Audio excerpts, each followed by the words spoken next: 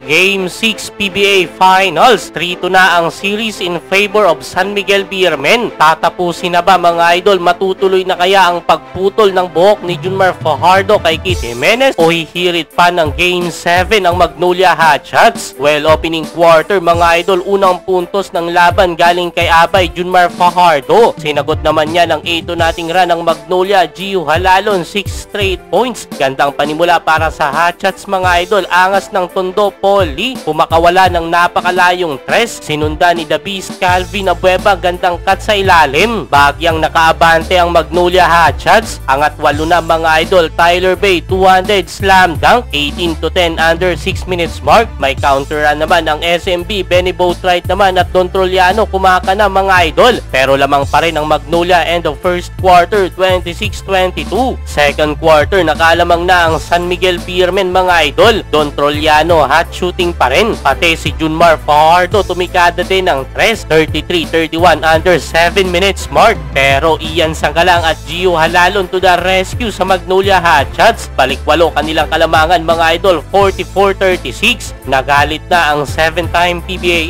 MVP and 1 kay Sanggalang. Nag-flex pa ng muscle si Abay mga idol. Buwat na ang opensa ng SMB. 17 points na sa unang dalawang quarter si Junmar Fajardo. Pero abante pa rin ang Magnolia Hotshots. Polly na iwang bukas sa tres, 51-46 end of first half. 12 points kay Lee, 11 kay Halalon at 10 points kay Sanggalang. Yung mainit na karaang laro na si Jericho Cruz, bokya pa rin mga idol. Entering third quarter, kontrolado pa rin ng Magnolia ang laban. 2-man game, Polly to Tyler Bay. Another 3-pointer mula sa angas ng tondo. Mag-isa namang gumagawa sa SMB etong si CJ Perez. 8 straight points mga idol. Yun nga lang, meron na siyang 4 na foul sa mga oras na yan. Pumalo na mahigit 10 lead ng Magnolia mula sa tres ni Mark Baroka, 65-54. Walang masyadong tumutulong kay Perez mga idol. Alat din kasi nilalaro ng kanilang import. Samantalang kabilang kampo, umiinit na si Tyler Bay. Bulagta sa sahig si Jericho Cruz sa ginawa ni Calvin Abueva. 2 minutes mark, dito palang unang nakabuta si Cruz mga idol. 9 na puntos pa rin lead ng Magnolia end of third quarter, 82-73. Pagpasok ng fourth quarter, nagpaparamdam na si Jericho Cruz. Pangalawang tres mga idol, nakadikit ang SMB. 90-84, 7 minutes mark. Nagtuloy pa ang momentum na yan ng San Miguel. MVP mode si CJ Perez, unstoppable mga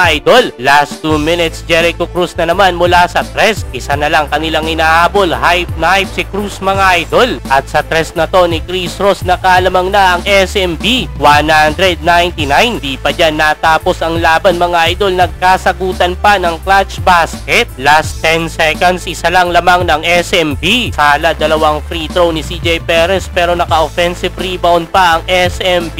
Crazy ending mga idol. Comeback ang San Miguel Beermen. Champion na naman mga idol. Iyak na lang si CJ Perez.